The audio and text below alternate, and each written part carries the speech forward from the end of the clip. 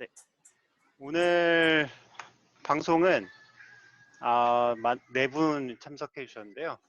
스타트업에서의 소프트웨어 엔지니어링 임팩트, 발음이 좀 어렵네요. 소프트웨어 엔지니어링 임팩트 주제로 얘기를 나눠보도록 하겠습니다. 오늘 나오신 분들 간단하게 소개 부탁드리겠습니다.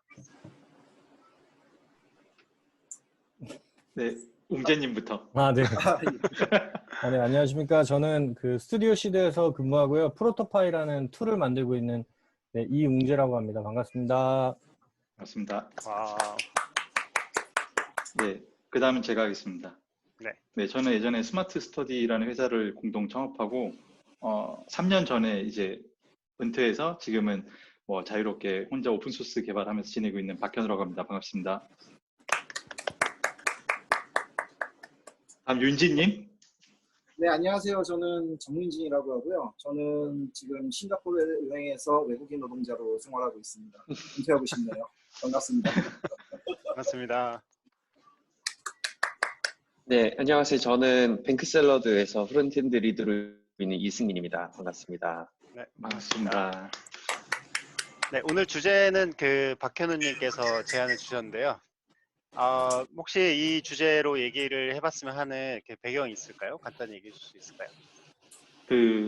제가 이 주제에 대해서 얘기를 주변 분들하고도 몇 번 했었고, 또 최근에도 소프트웨어 엔지니어링으로 스타트업을 어느 정도 가치 높일 수 있는가? 이런 주제로 이렇게 주변에서 만나서 얘기해 본 적도 있는데요. 저도 예전에 이제 스타트업을 창업해서 이제 조금씩 성장시키고 또 역할을 잘 하다가 또 잘 못하다가 이런 시기들을 거쳐오면서 소프트웨어 엔지니어링으로 스타트업의 가치를 높이는 데 있어서 얼마나 많은 영향을 줄 수 있는지가 그 사업 모델이라든지 아니면 그 사업의 어떤 시기 성장 모델 같은 거에 따라서 좀 달라질 수 있겠다는 생각을 많이 했어요. 그래서 오늘 제가 다른 분들한테도 참석을 부탁드린 이유 중에 하나가, 저 같은 경우에는 예전에 창업했던 회사가 콘텐츠 이제 미디어 쪽 회사였기 때문에 앞으로 이 사업이 이제 커나면 커나갈수록 이제 BM이라든지 마케팅 다른 쪽의 역량들이 되게 더 많이 필요해지면서 상대적으로 소프트웨어 엔지니어링으로 할 수 있는 이제 멀티플리케이션이 좀 떨어진다라는 기분을 받았었거든요. 물론 하나의 예에 불과하겠지만. 근데 이제 뱅크샐러드라든지 아니면 이제 윤진님 같은 경우에는 AWS 코리아라든지 피보탈이라든지 이제 소프트웨어 중심 기업에 있으면서 느꼈던 부분들은 또 상당히 다를 것 같아서 그런 부분들을 다시 한번 좀 여쭤보고 싶고 또 토론해보고 싶어서 다른 분들을 초대하게 됐습니다. 말이 길었습니다. 네. 그렇군요. 네. 네.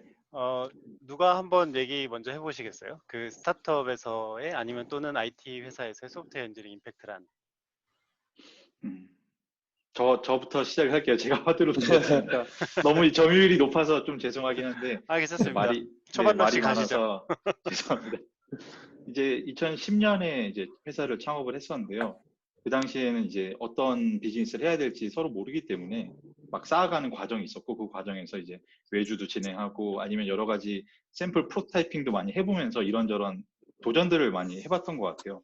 근데 이제 그렇게 이제 플랫폼이 그 당시에 이제 iOS나 안드로이드 폰이 새로 나오면서 모바일로 플랫폼이 바뀌던 시절이라서 그런 어떤 격동기에서는 소프트웨어 엔지니어링이 할 수 있는 역할이 상대적으로 많다고 느꼈어요. 왜냐면은 기존에 있던 성숙된 시장에서는 사실상 내가 뭘 만들더라도 다른 곳에서 만든 거랑 완전히 다르고 완전히 새로운 걸 만드는 건 좀 어렵다는 느낌을 받았었는데, 새 시장이 열리니까 거기서는 무언가가 아예 안 되는 상황에서 되게 만드는 기술만으로도 더 많은 가치를 인정받고 성장할 수 있고 그런 경험들을 했었던 것 같거든요. 네, 저도 이제 회사가 이제 스마트 스터디 초기 생각해 보면은 뭔가 그 전에는 그런 시도가 아예 없었으니까 뭔가 그런 기대를 막 하면서 지켜봤던 것 같아요. 네. 근데 이제 그런 식으로 시장이 이제 좀 더 성숙기에 이르게 되면은 더 필요해지는 것들은 단순히 이제 소프트웨어 엔지니어링만 가지고 회사의 가치를 키울 수 있는 게 아니라 주변과의 협력과 다른 비즈니스 모델의 개발, 그 다음에 어떤 다른 기업들과의 어떤 연합 같은 것들도 훨씬 더 중요했던 것 같아요. 그래서 그 소프트웨어 엔지니어링 가치가 이제 없다라기보다는 멀티플라이 할 수 있는 그 값 자체가 좀 떨어지는 시기가 있었다고 저는 생각을 하고, 이제 다른 사업 모델에서는 어땠는지를 여쭤보고 싶었어요, 처음에는. 예를 들면 지금 프로토파이 계시는 웅재님 같은 경우도 프로토파이는 기본적으로 소프트웨어를 만들고 그거를 사용자들이 서비스하는 게, 받아 쓰는 게 주된 서비스라서 되게 다를 것 같다는 느낌이 있었거든요. 저희 얘기를 좀 말씀드리면 제가 뭐 코파운더도 아니고 그냥 좀 일찍부터 회사에 있었던 사람으로서 느끼는 거는 초창기에 어떤 레벨까지 갈 때는 기술적인 빠르게 소프트웨어 엔지니어링이 뒷받침이 돼야 되는 게 굉장히 중요했었던 것 같아요. 근데 그 다음부터 이제 그와 대비되는 한 10배 정도의 더 큰 가치를 만들어내기 위해서는 이게 어느 정도 성숙이 됐다 싶으니까 그 다음부터 중요했던 거는 사실 소프트웨어 엔지니어링 이외의 것들이 되게 많았던 것 같아요. 예를 들면 뭐 사실 저희는 다 만드는 사람이니까 원래 물건을 만드는 사람하고 물건을 파는 사람 이렇게 있잖아요. 그래서 사실 저 같은 직종에 있는 사람들은 제 중심적으로 생각을 하기 때문에 되게 만드는 게 중요하고 되게 잘 만들면 당연히 누군가 사줄 줄 알고 그렇게만 좀 생각을 했던 것 같고요. 근데 이제 그 이후에 저희가 지금 한 몇 개월 전부터 굉장히 큰 폭으로 상승을 하고 있는데 그 이유가 되게 마케팅이나 어떤 셀링 포인트를 정확하게 글로벌하게 캐치하시는 분이 회사에 들어오게 되셨어요. 그래서 그 이후부터 좀 비약할 만하게 좀 성장을 하고 있고 그러다 보니까 상대적으로 저는 요즘에 그걸 느껴요. 소프트웨어적으로 내가 한 것보다 이렇게 갑자기 수십 배의 가치를 확 늘려줄 수 있는 어떤 다른 도움으로 인해서 내가 하고 있는 일에 대해서 어떤 좀 뭐랄까 약간 이 중요도가 떨어진다는 느낌을 살짝 받았어요. 그런 시기가 잠깐 있었고 그 다음부터는 이제 어느 정도 수위에 올라가고 자꾸 이제 경쟁 툴하고 상대를 하게 되니까 이때부터 다시 또 소프트웨어적으로 굉장히 중요해진 것 같아요. 왜냐하면 다른 팀이 있다 보니까 다른 팀이 이런 새로운 기능을 내는데 우리가 빠르게 따라가지 못한다고 느끼면 우리의 소프트웨어적인 어떤 엔지니어링이 좀 부족한 게 아닌가 이런 생각이 들고 그러다 보니까 오히려 그 시점이 지나간 이후에 다시 한번 소프트웨어 엔지니어링 대해서 좀 집중하는 시기가 지금 왔어요. 저희 회사는 지금 그런 상태예요. 네. 그래서 사람도 막 2배 이상 많이 뽑으려고 하고 막 그런 상황인데 뭐 아시겠지만 사람을 갑자기 많이 뽑는다고 갑자기 이렇게 확 좋아지지 않잖아요. 그래서 지금 약간 다시 이제 또 다음 어떤 비약적인 도약을 준비하는 그런 소프트웨어적인 도전하는 상태가 된 시기라고 저희는 판단하고 있어요. 네. 승민님이나 네. 윤지님 어떠세요? 네. 말씀드리기 전에 제가 리건님 페이지에서 방송이 안 보여서 방송되고 있는 거죠? 예, 제 페이지로 방송을 안 하고 있고 지금 제 페이지를 하나 만들었어요. 개인 타임라인에다가 방송하니까 좀 민망해가지고. 네. 네. 12분이 보고 계신다고 나오긴 나오네. 네, 이거를 한번 자기 페이스북으로 한 번씩 공유해 볼까요? 제가 동의했습니다. 가져오겠습니다. 네, 저도 공유를 네, 한번 해보겠습니다. 네. 네, 말씀은 드리면 되죠, 지금. 네네네. 아까 이제 현우님이나 웅재님이나 이제 말씀드린 게 저는 되게 다 같은 포인트인 것 같은데, 결국 그러니까 기술 소프트웨어 엔지니어링은 도구이고, 그러니까 그 자체가 목표가 아니라 도구죠. 그래서 이걸 사용해서 가치를 상승시킬 수 있는 어떤 비즈니스냐가 더 중요한 것 같은데, 스마트 스터디 같은 경우는 이제 소프트웨어 엔지니어링이라는 수단을 이용해서 가치를 올렸고, 그 다음에 이제 컨텐츠로 탈바꿈하면서 약간 이전보다는 소프트웨어 엔지니어의 위치가 달라졌다라고 현우님은 느끼신 것 같고, 웅재님은 이제 그게 흐름이 바뀌었던 것 같고, 뱅크샐러드도 마찬가지인 것 같아요. 소프트웨어 엔지니어링이 만약에 이게 좀 이것이 아니어도 가치를 높일 수 있는 수단이 나온다면 뭐 위치가 달라질 수는 있을 것 같은데, 일단 뱅크샐러드 같은 경우에는 여전히 가지고 있는 비전 자체가 소프트웨어 엔지니어링이라는 수단이 아니면은 이루기 굉장히 어려운 비즈니스를 바라보고 있거든요.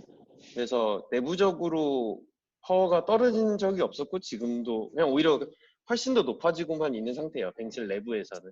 근데 이게 소프트웨어 엔지니어링 자체가 위대해서 그렇다라기보다는 이 회사가 바라보는 비즈니스가 뭐냐에 따라 좀 다른 것 같아요. 예, 뭐 저도 말씀을 조금 드려보면 이게 결국에는 그 현대의 그 모든 거의 대부분의 비즈니스들이 소프트웨어를 통해서 이제 제공이 되잖아요.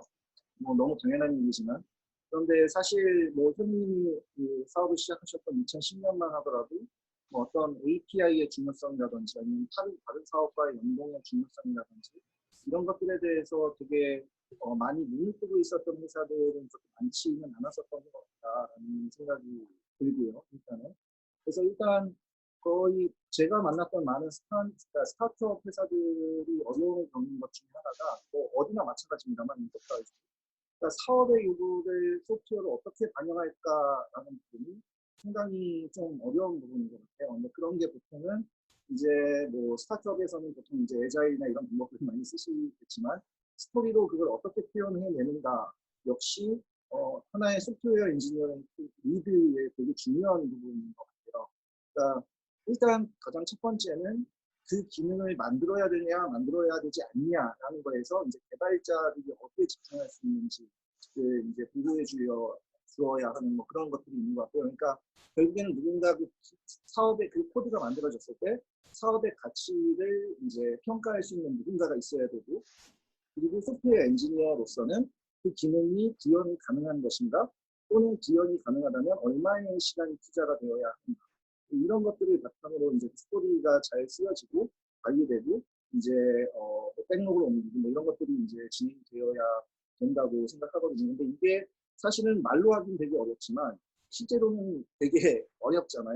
그래서 뭐 MVP부터 만들어라 뭐 이런 얘기를 많이 하는데 실질적으로 그러면 아마존닷컴과 치킨 사이트를 만들 때는 어떻게 뭐 어디까지가 MVP고 사실 이런 게 사실 굉장히 가능하기 어려운 것들이기 때문에 사실 훌륭한 소프트웨어 엔지니어 리드가 있는 회사라면 이제 이런 부분들, 그러니까 비즈니스 밸리데이션, 그 다음에 어떻게 만들 수 있는지, 언제까지 만들 수 있는지, 그 다음에 만들어 놓고 실제 피드백을 봤을 때 이게 사업에 크게 도움이 되는지 안 되는지 이런 것들을 잘 뭐랄까요 조율할 수 있는 이게 처음에는 가장 중요한 능력인 것 같아요. 스타트업에서. 그래서 보통 파운더들끼리 이제 그런 것들을 얘기 많이 하다가 결국에는 이제 어느 순간 이제 그 사업이 성공하기 시작하고 매출이 발생하고 그러면 이제 투자를 받기 시작하고 그러면은 사실 제일 먼저 생각하는 게 어떤 투자자들의 요구를 반영하기 위해서 더 많은 기능을 넣어야 된다고 보통 사업 쪽에서는 생각을 하고 그래서 이제 개발자분들이 굉장히 많이 채용을 하시는 그런 수순에 있죠.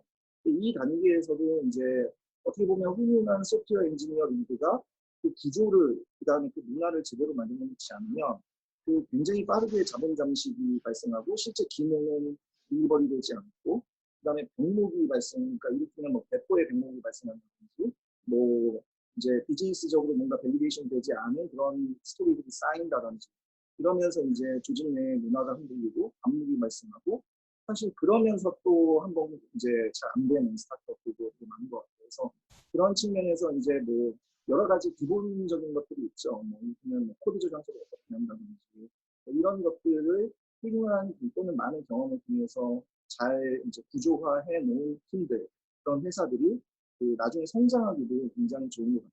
그래서 그런 어떤 기존의 팀들이 가지고 있었던 또 개발 문화라고 하면 너무 뭉뚱그리는 것 같고 예를 들면 뭐 실제 레포지토리를 어떻게 사용하는지 브랜칭 전략은 어떻게 되는지 그다음에 뭐 커밋할 때 컨벤션은 어떻게 되는지 사실 이런 것들이 각 개발자나 엔지니어들이 어떻게 그 소프트웨어 그러니까 새로 조인하고 그리고 다시 나가고 이런 순환이 발생함에 있어서도 이제 어떻게 계속 사업을 유지해서 이어나갈 수 있는가 사실 이런 게 소프트웨어 엔지니어가 가장 핵심적으로 사업에 기여를 할 수 있는 부분이 아닌가라고 생각하고 있습니다.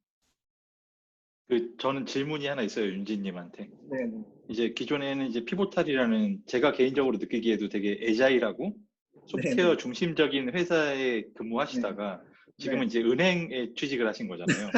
그래서 가장 다른 쪽에 있는 흔히 생각하기로는 이제 오라클을 쓸 것 같고 되게 굉장히 하나의 기능을 만드는데도 딜리버리가 어려울 것 같은 인상을 가진 곳으로 가셨는데 그래서 여쭤보고 싶었던 건 그런 곳에서도 과연 소프트웨어 엔지니어링으로 인파워링 할 수 있는 부분이 많이 있는지 그런 걸 위해서 어떤 노력이 있는지가 궁금해요, 되게.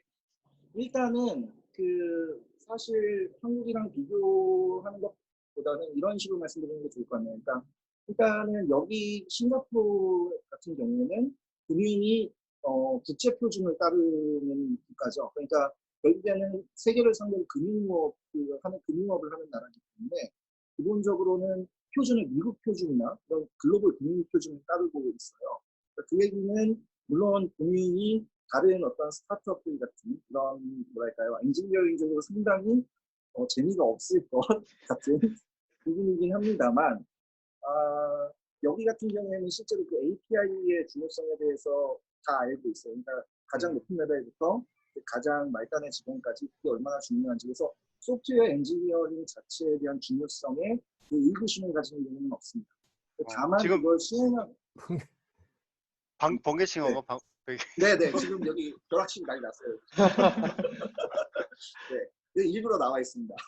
네. 예 아무튼 예 그래서 지금 이제 제가 좀 함축적으로 비유적으로 말씀드리면 왜 보면은 그 지구에 보면 다양한 지질이 있잖아요. 뭐 새로 생긴 지역도 있고 되게 오래된 그러니까 뭐 사막화된 지형도 있고 막 이렇게 다양하다고 볼 수 있는데 여기가 그런 것 같아요. 일단 동작하는 어플리케이션이 뭐 거의 1000개에 달하고 모두적으로 그 중에 어떤 것들은 메인프레임에서 아직까지 동작하는 것도 있지만 실제로 어떤 것들은 그 마이크로 서비스로 꽤 진행이 된 것들도 있는 거죠. 그리고 이제 그런 상태가 일종의 저는 약간 과도기적인 상태라고 보는데 사실 그뭐 메인프레임이 지구상에서 반드시 없어져야 된다. 사실 이런 경우는 저는 사실 아닙니다. 그러니까 어떤 목적에 맞는 소프트웨어는 그 목적에 맞는 인프라스트럭처나 그런 구조에서 동작해야 되는 것들이 있기 때문에 어떤 것들은 메인프레임에서 동작하는 게 맞을 수도 있거든요. 아직까지는.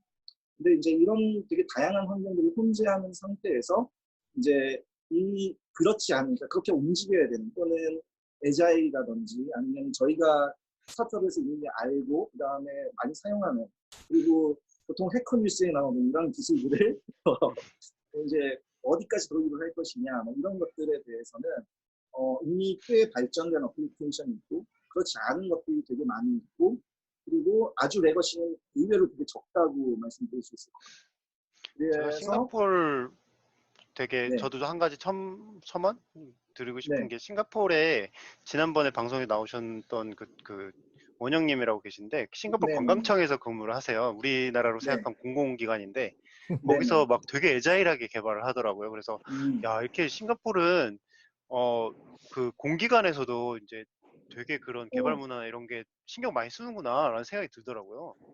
사실은 이게 저도 온 지 얼마 안 됐거든요. 한 5달밖에 안 됐는데 사실 와서 놀란 것 중에 하나는 그 거의 대부분의 어플리케이션이 모바일화가 되어 있습니다. 그러니까 일단은 그 나라에서 그러니까 우리나라의 어떤 주민등록 시스템 같은 거라고 할까요? 그래서 신패스라고 일종의 전 국민을 대상으로 한 싱글 사인온 같은 게 있어요. 그래서 뭐 텍스 서비스를 이용한다든지 아니면은 뭐 제 외국인 등록증이 유효한지 본다든지 이런 것들을 거의 대부분 이제 이 싱글 사인온 기법을 통해서 사용할 수 있는 거죠. 그러니까 제가 말씀드리고 싶은 건 그만큼 굉장히 이런 소프트웨어 엔지니어링에 대한 그런 요구와 그다음에 사용이 굉장히 빈번하고 높다라는 거죠. 그리고 여기 같은 경우에는 은행 앱에 로그인할 때도 아이디하고 핀 넘버만 있으면 돼요. 그러니까 뭐 공인인증서라든지 사실 이런 것도 없고 뭐 그냥 숫자로 된 핀 넘버를 넣으면 그냥 은행 어플리케이션의 제 계좌 조회나 이런 것도 이제 가능한 것이죠. 그러니까 뭐 아까 했던 얘기랑 해서 더 말씀드리면 일단은 여기에 가장 큰 움직임은 그런 제가 원래 있었던 뭐 피보탈이나 아마존이나 이런 데서 사용하던 소프트웨어 엔지니어링 기법, 그 다음에 문화 이런 것들을 내부로 들여오고 싶어 하기 때문에 사실 저도 여기 와 있는 것이고요. 이제 근데 그걸 실제로 수행하는 데는 이제 확실히 엔터프라이즈다 보니까 굉장히 많은 사람들을 설득해야 된다든지 이런 것들이 있죠. 그 다음에 각자가 생각하는 클라우드 네이티브가 다 다르고 뭐 이런 문제들은 좀 있습니다. 그래서 그런 것들을 좀 해소하기 위해서 노력을 하고 있죠.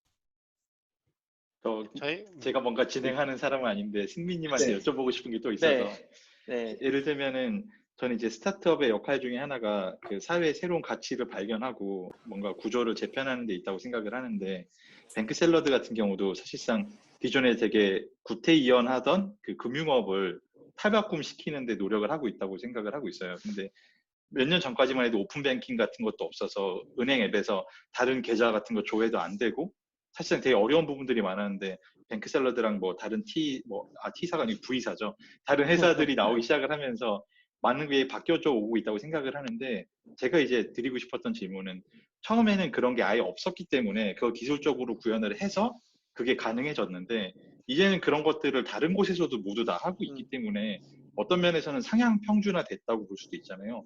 저는 그런 와중에도 과연 소프트웨어 엔지니어링으로 그 회사의 가치를 이전에 했던 것처럼 없던 거에서 있게 만드는 것만큼이나 중요하거나 혹은 더 나은 가치를 만드는데 임팩트를 줄 수 있는지가 사실 좀 궁금하긴 했어요. 왜냐면 이제는 다른 데서도 다 하고 있는 것들이니까. 그 비전을 아까도 이제 말씀드렸듯이 어떤 방향성, 어떤 비즈니스를 바라느냐, 어떤 비전을 바라느냐에 따라서 달라질 것 같은데 저희가 지금 하고 있는 것들은 스크래핑 통해서 가계부 잘 정리해주고 그에 따른 분석해서 조언을 보여주고 하는 기능들이 있지만 그 뒤에 비전을 바라보는 게 좀 크게 있거든요. 그래서 그런 것들이 저희는 지금 없는 걸 만들고 있다고 생각하고 있어요. 내부적으로는. 그래서 없는 거 아직까지도 우리가 하려고 하는 거에 굉장히 작은 부분만 현재 보여주고 있고 가야 할 길이 그 소프트웨어 엔지니어링 파워로 만들 수 있는 그 다음의 길이 엄청나게 많기 때문에 그리고 그런 비전을 제시하고 있기 때문에 내부적으로 그래서 네 아직까지도 그 처음에 아까 현우님이 말씀하셨던 없는 거를 만들면서 생기는 그 임팩트가 그러니까 내부적으로는 그 우리가 바라는 비전에 한 2, 3회 정도 왔다? 그러니까 야구로 쳐서 9회까지 쳤을 때 2, 3회 정도 왔다? 그렇게 보고 있어요. 그래서 아직까지도 할 게 너무 많습니다. 그래서 다른 데서 비슷한 기능들이 구현되고 있다고 하지만 저희는 또 약간 다른 길을 보고 있기 때문에 네, 아직도 할 일이 많죠. 저도 사실 그 개발자 채용을 하다 보면은 그 질문을 받을 때가 있어요. 온티드의 기술 비전은 뭐냐라고 물어보거든요. 온티드 그냥 뭐 게시판 정도 만드는 거랑 비슷할 것 같은데? 뭐 이렇게 물어보시는데. 근데 이제 그 질문을 받으면 저도 생각을 해보게 되죠. 아, 우리의 기술 비전은 뭔가? 라는 생각을 해보게 되고, 최근 들어서는 그 비전을 만들어 보고 있어요. 그러니까, 이 분야에서 기술로서 임팩트를 주려면 우리가 뭘 해야 되지? 우리는 뭘 만들고 싶은 거지? 어떤 기술을 쓰고 싶은 거지? 약간 이런 거를 계속 그 엔지니어링 팀하고 얘기를 하다 보니까 몇 가지 하고 싶은 그림들이 생기고 이게 정말 잘 됐을 때는 임팩트가 있을 것 같은 거예요. 기술 임팩트가. 그래서 지금 그 뱅크샐러드 말씀하셨지만은 그냥 원래 하던 대로만 하면은 그 비전이 없는데 뭔가 기술자들이 자꾸 그 기술 혁신을 상상하고 아이디어를 내고 그걸로 어떤 엔드골을 만들어 놓고 그거를 해보니까 조금 생기는 것 같다라는 생각이 들긴 하지만 또 한편으로는 그렇게 했을 때 정말 그 비전을 달성할 수 있을 것인가 그건 또 잘 모르겠어요. 혹시 그 현우님도 그래도 꽤 오랫동안 그런 일들을 하셨으니까 실제로 해보셨을 때 그렇게 하면 되더라 아니면 그렇게 해도 안 된다 이런 게 있으실 것 같아요. 그 스타트업에서 가장 어려운 것 중에 하나가 아까 그 윤진님 말씀에서도 나왔는데 투자를 받거나 성장을 하면서 피처가 계속 늘잖아요. 이제 피처도 늘고 국가도 늘고 서비스 종류도 많아지다 보니까 그 와중에 사업은 계속 복잡해지고 그 복잡성이 가지고 오는 그 어떤 끌어당김이라고 해야 되나 중력 같은 게 있어서 굉장히 어려운 것 같아요. 모두가 그렇게 많은 성장을 만들어내는 것 자체가. 그래서 이제 스타트업에서 해야 되는 것들은 가지를 쳐내고 이제 뭐에 집중을 해야 된다는 식으로 모두를 다 설득하고 설명을 하고 가야 되는데 그 과정에서 제가 느끼기에는 되게 쉽게 손상받을 수 있는 게 어떤 엔지니어링으로 인한 성장들을 그 과정에서 많이 놓치게 된다는 그런 기분을 느끼게 됐거든요. 예를 들면 지금 당장 중요한 게 저런 것들이 있으니까 저거를 하기 위해서 지금 우리가 원래는 하려고 했던 R&D나 다른 소프트웨어 엔지니어링적인 발전들을 좀 미뤄두고서 일단 여기 집중을 하다 이런 식으로 얘기를 하다 보면은 나중에는 이제 그게 점점점 커져서 더 이상은 다시 그거를 시도할 수 없는 정도의 일들도 경험했던 것 같아요. 그래서 말씀하신 대로 그 아까 그 뱅크샐러드 예제도 마찬가지인데 계속 잃지 않고 기술적인 도전 과제들을 계속 눈앞에 있는 것만 하려고 하는 게 아니고 저 멀리 있는 걸 계속 보면서 새롭게 만들어 나가고 그걸 달성을 해야 되는데 그거를 딱 한번 놓치는 순간 이제 비즈니스 때문에 그 논리로 그냥 따라가야 되는 입장에 놓이게 되는 팀들이 꽤 있는 것 같고, 이제 제가 있었던 시절엔 그랬고 지금은 당연히 다르겠지만, 그래서 저는 엔지니어링이 인파워링 할 수 있는 시기가 좀 정해져 있다. 그리고 이 다음에 또 뭔가 이어서 할 수 있는 얘기인지는 모르겠지만, 그렇기 때문에 엔지니어링으로 성장을 빨리 하고 성공해서 뭐 조기 은퇴나 혹은 내 사업을 하고 싶은 사람들은 그 시기를 잘 찾아서, 특히나 내가 창업을 하고 어떤 회사에 가건 간에 그 시기를 잘 찾아서 가는 게 되게 중요한 것 같다. 이제 그런 느낌을 받았고, 그 얘기를 이제 하고 싶었습니다. 그리고 이제 또 프로토파이 같은 경우는 또 다른 회사랑도 또 되게 다를 것 같은데, 소프트웨어 그 자체가 최종 프로덕이고 엔드 유저들한테 가는 거기 때문에, 아까 말씀하셨던 것처럼 처음에 안 되던 걸 대기하면서 성장을 했고, 또 그 시기가 지나면서 약간 부족해지는 때가 오다가 지금 다시 성장, 이제 엔지니어링이 되게 중요해지는 시점에 오고 있다고 말씀해 주셨는데, 그 계기가 뭔지 좀 궁금하긴 했습니다. 일단 뭐 사실 그 MVP라고 얘기를 하긴 그렇지만 어떤 우리의 컨셉이나 우리 프로토파이가 나아가야 할 방향에 대해서 유저들한테 어느 정도 설득시키는 과정이 필요했고요. 그때는 아무래도 엔지니어링적인 요소와 함께 더불어서 뭔가 이 소프트웨어를 최대한 멋있게 잘 만드는 일에 좀 중점적이었고, 애초부터 이제 그 회사의 반 이상이 개발자였어요. 그래서 같이 이제 어떤 피처를 골라내야 될지도 고르고 해가지고, 뭐 사람은 정해져 있고 해야 할 일은 많은데 우리가 증명해야 될 가장 최소한의 프로덕트를 만드는 일을 했기 때문에 그게 어떻게 보면은 MVP라고 생각이 드는 거죠. 그래서 그게 이제 어느 정도 증명이 됐다고 싶으면 이제 투자가 이루어지고 이제 사람이 더 들어오는 거고 이제 새로운 이제 시대를 맞이하게 된 건데, 지금 사실 모르겠어요. 전 이제 좀 디자인 툴이라고 하는 특정 도메인에 좀 종속돼 있잖아요. 그래서 저희 쪽은 되게 특이하게 되게 그 스케치라는 것이 이제 그 지배를 했던 어떤 시장에서 새로운 패러다임으로 바뀌고 있는데, 그게 이제 피그마라고 하는 패러다임이죠. 피그마는 가장 기본이 되는 그 키 피처가 엔지니어링적으로는 동시 편집이에요. 그래서 동시 편집이라는 게 디자인에 들어오기 시작하면서 그 디자인에 관련된 모든 툴들이 동시 편집이라는 거에 모두 집중을 하기 시작을 했어요. 그래서 뭐 다른 저희 경쟁사들도 이제는 그냥 바로 소프트웨어뿐만이 아니라 그냥 이게 동시 편집이 가능하고 마치 구글 닥스처럼 그런 형태의 디자인, 이게 이제 디자인이라고 하는 업무를 약간 변형시키는 일을 불러일으키는 거죠. 그래서 저희도 당연히 그런 거에 대비를 해야 되고, 그렇다고 하는 건 최종적인 모습이 그냥 소프트웨어지만은 그 소프트웨어 형태가 저희가 지금은 그냥 소프트웨어지만 뭐 그냥 웹 서비스가 될 수도 있고 막 여러 가지로 저희도 고민을 많이 하고 있는 중이고요. 어쨌든 저희 회사의 모든 그 의사결정의 과정에는 엔지니어가 굉장히 중요하게 자리를 잡고 있고, 그래서 위에서부터 내려오는 것보다는 아래서부터 올라가서 뭔가 할 일을 찾고 그렇게 하고 있기는 해요.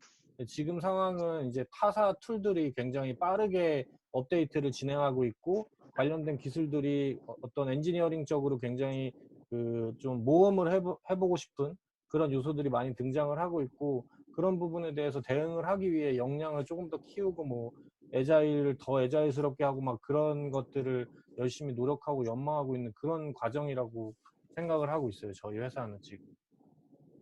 네, 저희가 이제 방송 시작한 지 벌써 30분이 지났어요. 굉장히 시간 빠르죠.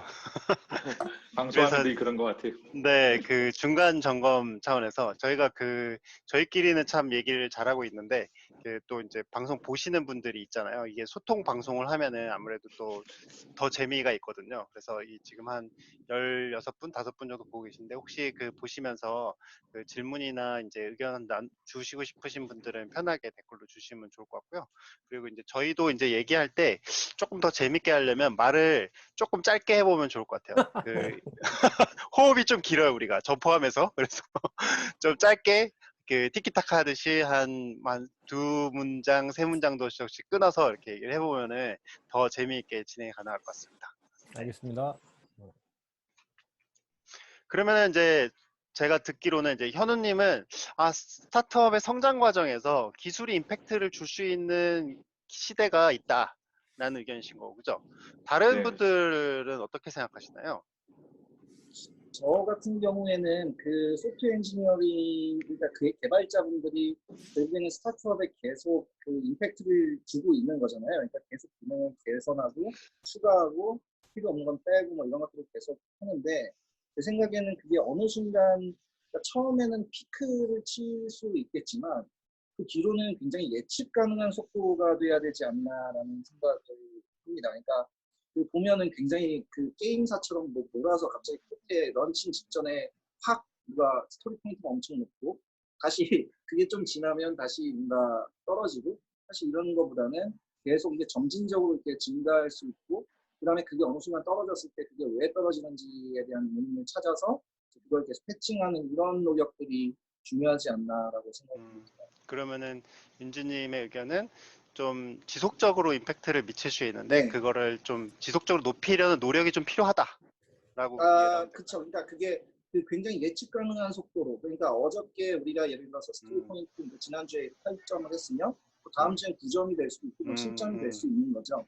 근데 그게 갑자기 16점이 되거나 갑자기 4점이 되면 문제가 있다라는 그러니까 그게 곧 엔지니어링 임팩트가 이제 뭐 사업에 영향을 미치는 것은 아니겠지만 사업의 요구 때문에 그런 일이 발생할 수는 있잖아요. 그래서 그런 일을 없도록 하는 게 굉장히 중요하다라는 게 이제 그러니까 어쨌든 소프트웨어 엔지니어링 능력은 계속 영향을 미치고 있다 사업에. 네.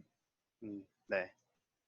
웅재님이나 승민님은 이제 현재 회사가 이제 그 9회까지 가야 된다고 하셨으니까 계속 네. 영향을 미친다고 생각하고 계시겠네요. 그 이제 제가 뭐 현우님처럼 엑싯을 끝까지 경험한 건 아니라서 이제 결국 제 경험 안에서는 그렇게 생각하는 건데 모르는 걸 수도 있죠 제가. 근데 아직까지 저의 생각은 회사가 계속 그 다음 비전을 제시하는 이상은 그 이제 소프트웨어 엔지니어링의 관점에서 우리는 얘기 중이니까 기술로서 발전할 수 있는 비즈니스 또는 비전을 제시한다면은 그게 가능하다고 저는 아직까지는 믿고 있고요. 그래서 그런 결과가 결국 페이스북이나 구글이 비슷한 것 같아요. 기술적으로 무언가 더 비전 제시하고 그 다음에 비즈니스로 뻗어나갈 거의 수단으로 소프트웨어 엔지니어링을 보고 있고 그래서 수단은 좀 다양해졌죠. 처음에는 SNS다, 처음엔 검색이다 하다가 요즘에는 AI다. 분야는 달라질 수 있지만 계속 그 비전 제시에 따라 이어갈 수 있다고 보고 있어요. 그게 약간 지금 듣다가 문득 생각난 게 우리는 기술 혁신으로 이런 그 비전을 갖고 있다고 생각할 때 그 고객이 그걸 원하지 않을 수도 있잖아요. 예를 들어서 뱅크샐러드에서 이런 원대한 기술 비전을 갖고 있는데 사실은 알고 보니까 유저는 그냥 내 자산 관리만 그냥 쉽게 할 수 있으면 돼. 약간 만약에 이렇다면 그렇다면 어떻게 해야 될지? 네, 그런 거는 좀 혹시 그 나중에 생각해보니까 이게 기술이 사람들이 이만큼 기술 필요한 게 아니었어. 막 이렇게 깨닫는 순간이 혹시 오진 않을까? 그럴 수 있죠. 왜냐면 충분히 그럴 수 있다고 생각하고요. 네. 모든 사업이 반드시 필요로 한다, 성공한다를 확신하는 사업은 없잖아요. 네. 분명히 그럴 수 있다고 보고 근데 그런 거를 예측은 불가능하고 해보고 느끼는 건 가능한데 해보고 느끼는 순간이 최대한 피드백이 빨리 와야 된다는 생각은 있어요. 해보고 이거 아니네? 라는 거 빨리 받고 그걸 피봇을 하든 뭐 생각을 다시 해야겠죠. 그렇다면 그 피드백을 빨리 받을 수 있는 것조차 기술로서 해결할 수 있다고 저는 보거든요. 그러니까 그게 결국 A/B 테스팅 더 빡세게 하고 데이터 보고 데이터 가지고 생각 다시 빠르게 하고 그런 피드백 사이클을 돌리는 것마저도 기술로서 어느 정도 볼 수 있다고 저는 생각을 하고 있고요.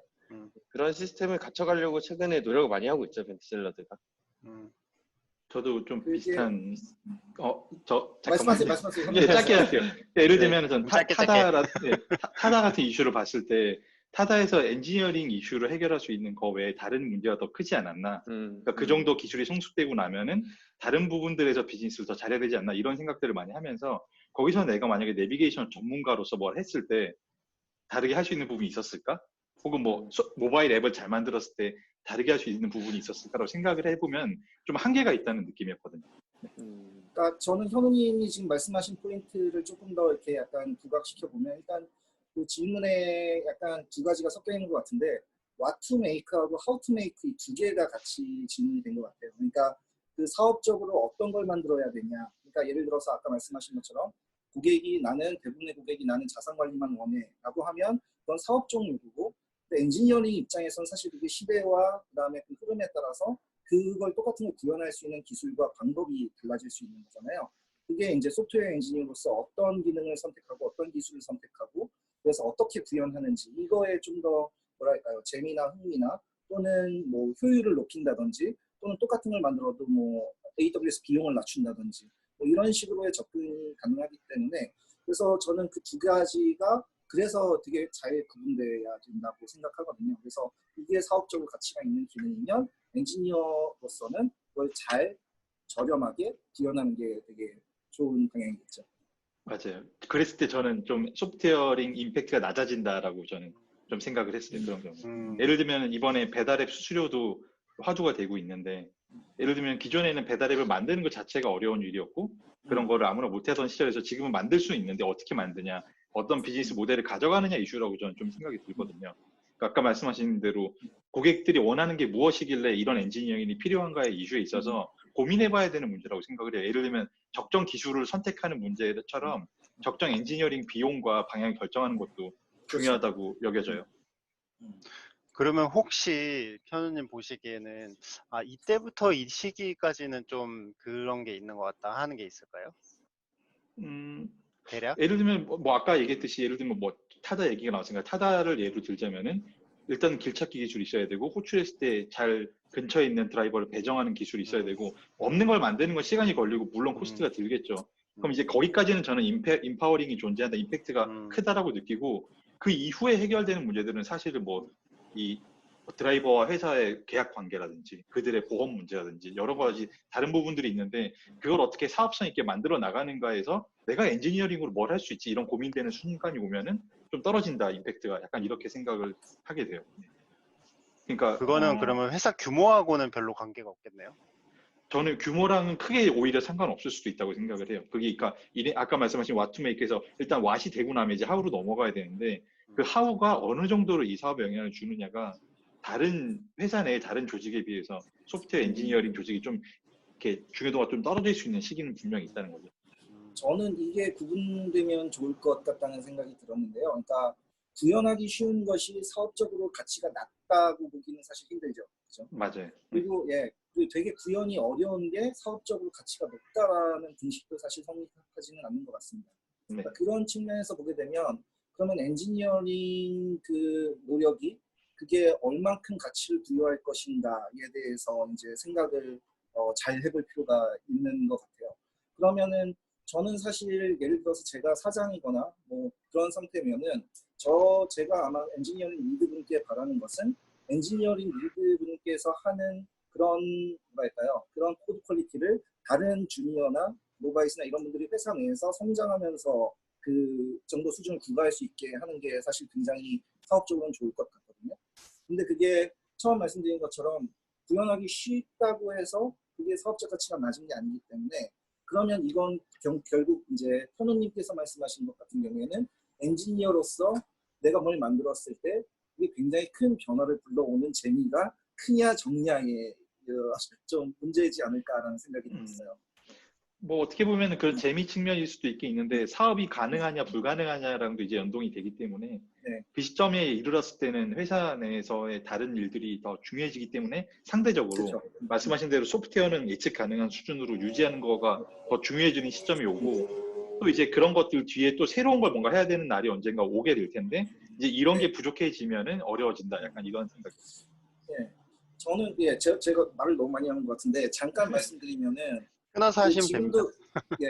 지금도 그런지 모르겠습니다만 그 아마존이 그런 부분을 되게 잘하고 있다고 생각하거든요. 회사가 상당한 규모에 있음에도 불구하고 뭔가 새로 계속 추가되는 것이나 아니면 새로운 사업 영역을 넓혀가는 데 있어서 물론 실패도 크게 했었죠. 뭐 파이어폰이라든지 뭐 이런 것들. 근데 사실 그런 것들이 시작되는 시점과 계기는 결국 누군가의 아이디어를 누군가 구현을 하는 것이잖아요. 근데 그런 뭐랄까요, R&D 활동이 계속 내부적으로 꾸준하게 발생했던 게 사실 그 회사가 지금까지 잘 되고 있는 그런 핵심 역량이 아닌가라는 생각이 들고, 소프트웨어 엔지니어라고 해서 다 내가 뭔가 만든 걸 그러니까 어렵다기보다는 잘 만들고 싶어하고 그래서 더 배우고 싶어하고 그래서 그걸 제품에 적용하고 싶어하는 분들만 계신 건 사실 아니거든요. 그렇죠? 그래서 그런 측면에서 생각해 보면 이런 분들을 위한 적절한 소프트웨어 엔지니어링 업무가 있고 또 아닌 분들을 위한 또 적절한 업무가 있지 않나.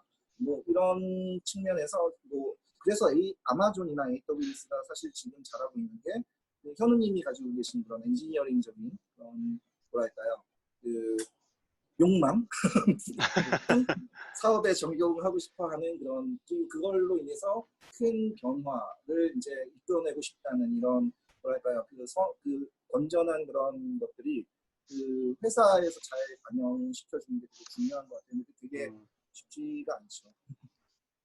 저도 최근에 비슷한 고민을 좀 했는데 이제 저희도 개발 조직이 점점 커지고 이제 어떻게 하면은 개발 엔지니어들이 임팩트를 더 크게 만들어갈 수 있을까? 회사의 목표는 더 커졌는데 그 고민을 하다가 아마존 얘기를 하셔가지고 저는 아마존이라는 회사가 엔지니어들의 임팩트가 굉장히 잘 발휘되는 회사라고 보여지거든요. 그 커머스 회사임에도 불구하고 근데 어떤 부분에서 제가 그걸 느끼냐면 특히 AWS 같은 경우에는 AWS로 아마존도 마찬가지인데 고객이 뭔가 원하는 게 있을 때 그때 그 기술이 아니면은 제품이 딱 나와요.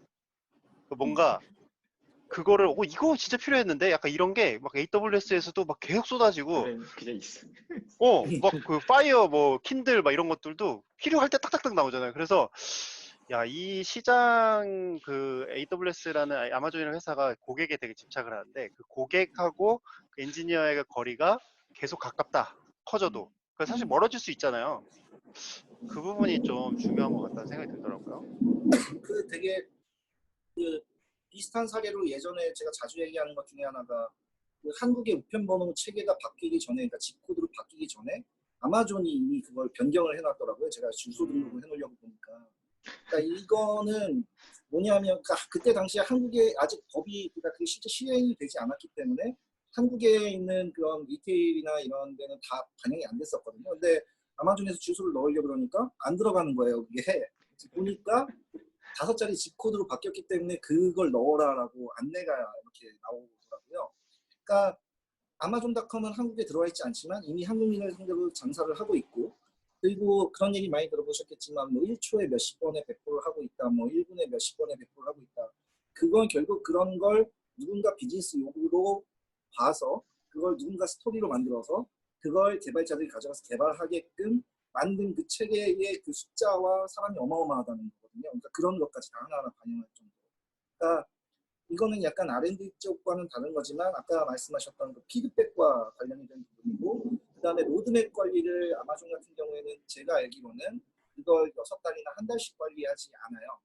그러니까 무슨 얘기냐면 지금 발생하고 있는 요구 중에 우선순위를 잘 선택하고 그걸 이제 백로그로 잘 만들어서 개발자들 구현해서 딜리버리하는 시간이 이제 짧은 이 총체적인 어떤 구조가 어떤 사업의 가치를 계속 느끼게 해주는 거잖아요, 고객들한테.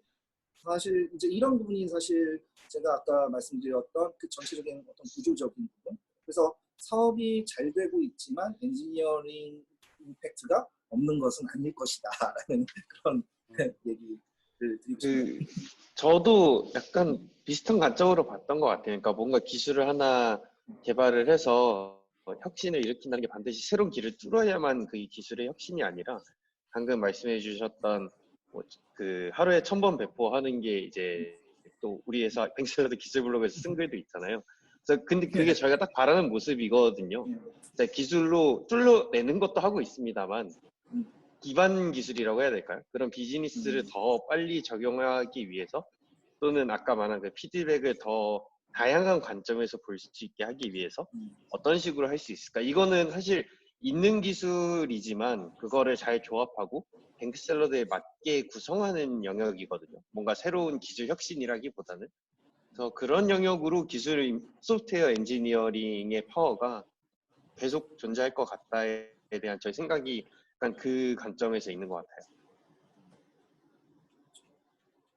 웅재님도 아까 웅재님 비교적 스포티파이 오래 계셨잖아요. 네네네. 계시면서 이제 마케터 분이 딱 해갖고 갑자기 성과가 확 나니까 좀 상대적으로 좀 엔지니어링 임팩트가 좀 줄었다? 약간 이렇게 느끼실 수도 있을 것 같은데 계속 이렇게 엔지니어로서 일을 하면서 느끼시는 그 업앤다운이 좀 있나요?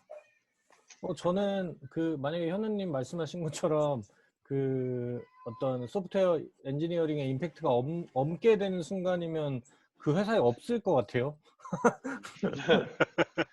그런 조직에 있고 싶지 않을 것 같고, 일단은. 근데 지금 일단 제가 좀 약간은 공감을 하지 못하는 거는 회사에 할 일이 너무 많아서 그런가 봐요. 일단 뭐 다 일단 하고 뭐 how to make를 고치는 단계가 와야 그러겠다 했는데 아직 할 일이 엄청 많아가지고 네, 그러실 수 있을 것 같아요. 네. 그래서 아직은 상대적으로 좀 소프트웨어 엔지니어 임팩트가 좀 있는 것 같아요. 저희 회사는 되게 제가 중요한. 그 생각이 왜 공감이 되냐면 그 예전에 제가 플래시 2를 발전 과정을 오랫동안 지켜봤잖아요. 네네. 이 저작 도구는 사람들이 원하는 기능이 진짜 끝도 없어요. 진짜 끝이 없어요. 진짜로. 끝이 없어요. 진짜 계속 백로그가 쌓이고 계속 들어와서 거기서 그리고 네. 다 만들면 바뀌어요. 맞아요. 트렌드가 바뀌어요. 그럼 그걸 또 만들면 또 바뀌고 계속. 예, 뭔가 변명 아닌 변명하게 되는데 여기서 제가 굳이 소프트웨어 파워라고 안 하고 임팩트라고 했던 부분이 뭐냐면 파워는 필요하죠. 항상 필요한데 임팩트라는 건 사실 상대적으로 이렇게 튀어나왔을 때 느껴지는 그런 거라서 예를 들면 있던 기능을 계속 바꾸고 하는 것들은 당연히 파워가 필요하고 해야 되는 일인데 저는 그것도 어쩌면 처음에 이제 파이어웍스라든지 플래시가 처음 나왔을 때만큼의 임팩트는 아니기 때문에 그 조직이라든지 그 회사 내에서의 어떤 역할 같은 것들이 있어서 상대적으로 이제 임팩트는 낮을 수 있다. 이제 이런 뜻이었고요. 이제 굳이 변명하자면 이제 파워에 대한 얘기가 아닌 거죠. 이거는 임팩트. 임팩트 저도 이제 임팩트 얘기인데 플래시가 초기 버전하고 이제 마지막 버전까지 쭉 봤을 때 초반에는 물론 엄청난 그 변화를 겪어서 뭐 안 되던 게 막 되는 게 많았으니까. 근데 나중으로 가면 갈수록 그 새로운 기술이 그 주는 혁신이 줄어들어요. 예를 들면 마지막에 제가 기술 발전을 보면 항상 동영상 기능이 나오면 그 플랫폼은 이제 끝물인 거거든요. 그러니까 동영상 이후에는 나올 게 별로 없어 사실은. 그래서 이제 플래시도 동영상 기능이 굉장히 강화될 때 사실상 절정기였고 그 이후부터는 사실 별다른 새로운 임팩트가 없었어요. 그래서 뭐 툴도 마찬가지로 그 프로토타입을 계속 진화를 하다가 어느 순간에는 이렇게 그 S 곡전 있잖아요. 이렇게 혁신이 속도가 줄어드는 그런 시점이 오는 게 있을 수도 있겠다. 그때 되면 근데 이제 그 디자인 툴 만약에 그렇게까지 운 좋게 간다면 이제 그 다음부터는 새로운 인터랙션에 대한 어떤 혁신적인 선두가 돼야 될 것 같다는 느낌? 아마존이 그랬던 것처럼 뭔가 디자인 툴들 중에도 앞서간다. 일단 앞서간다는 느낌은 아니거든요. 열심히 완성을 해야죠. 네. 그래프가 있는데 기술 혁신이 S자 그래프. 네. 그거 뭐더라? 저는 그래서 소프트웨어 엔지니어로서 어떤 그런 곳에서 참여해서 일을 하려면은 그 S 그래프가 꺾이기가 안 좋은 곳으로 가기 전에 좋은 시점에 입사를 하셔서 요거 들으시는 분들이 뭔가 생각을 하신다면은 좋은 시점에 입사를 해서 그 성장 과정에서 곡선을 겪고 그게 아까 말씀하셨잖아요. 더 이상이 없으면 나는 나갈 것 같다라고 말씀하셨는데 되게 동감이 가고 근데 그럼에도 불구하고 누군가는 남아서 그거를 개발을 해야 된단 말이죠. 새로운 OS가 나오건 아니면 요렇게 끌었던 기능을 다음에 요렇게 끌어야 되니까 근데 이제 그런 시점의 개발이라는 건 사실 다른 느낌일 것 같아요. 그래서 그 시점에 잘 들어가서 잘 성장하고 혹은 뭐 좋은 주식을 받고 나오든지 뭐 엑스타든지 자기 사업을 하든지 해서 성공을 하면은 이제 파이어에 조금 더 다가갈 수 있다. 뭐 이런 얘기였습니다. 네, 그러니까 그 시점을 보는 게 되게 중요한 것 같아요. 회사를 그러네요. 네, 생각해보니까 그 기술이 이제 전환이 되잖아요. 예를 들면 저는 요즘에 안드로이드나 iOS도 그 약간 그 꽉 차 있는 느낌이거든요. 끝에까지. 그래서 약간 이 패러다임이 바뀌면은 이제 그 노선을 갈아타야 될 수도 있는데 그 시점에 은퇴하는 사람도 있고 아니면은 새로운 또 붐을 타고 가는 사람도 있을 것 같고. 현우님이 말씀해 주셔가지고 이제 포인트를 좀 알 것 같아요.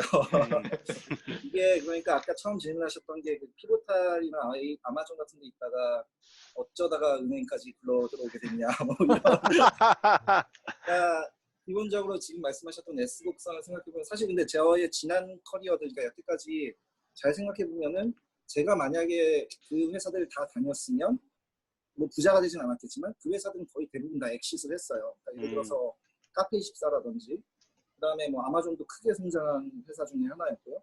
그리고 그 전에 지금 요새 상한가 치고 있는 알서포트라는 데를 다녔었거든요, 예전에. 그런데 이제 그게 성장을 다 어떤 식으로든 했고 크게 성장했고 뭐 이런 회사들인데, 근데 그게 거의 대부분 이제 뭐랄까요, 일반적으로 우리가 얘기할 수 있는 인터넷 산업이라는 그 카테고리 안에 있었는데, 사실 저 같은 경우에는 이 싱가포르 은행이 그 S자 곡선에 있지 않냐. 그러니까 지금 다른 의미에서 비즈니스가 변화를 겪으면서 꺾이는 상태지 않나라는 생각에서 사실 이직을 결심한 게 좀 큽니다. 그러니까 무슨 얘기냐면 한국에 있는 은행으로 만약에 지금 간다고 하면은 그 생각하시는 것처럼 상상하시는 것처럼 굉장히 뭐랄까 개인적으로 어려운 상황을 겪을 수 있겠죠. 재미도 별로 없고. 네네. 근데 여기 같은 경우에는 이제 오기 전에 생각했던 건 여기는 국제 금융 도시고, 그리고 여기는 앱과 그다음에 이런 그 전산화 환경이 상당히 잘 돼 있고, 실제로 국가도 돈이 많고, 그리고 은행이기 때문에 또 돈이 많아서, 그리고 제가 여기 들어오기 전에 여기 리더들이 그런 되게 스프링원이라든지 이런 데서 발표를 많이 했어요. AWS나. 그래서 그리고 실제 인터뷰할 때도 저희가 알고 있는 그런 뭐 다양한 클라우드 기술이나 이런 것들을 질문을 많이 받아서 야 이거 좀 다른데? 라는 생각이 들었고, 그리고 막상 들어와서 보니까 실제로도 상당히 다릅니다. 한국의 금융 그런 전산 환경이랑.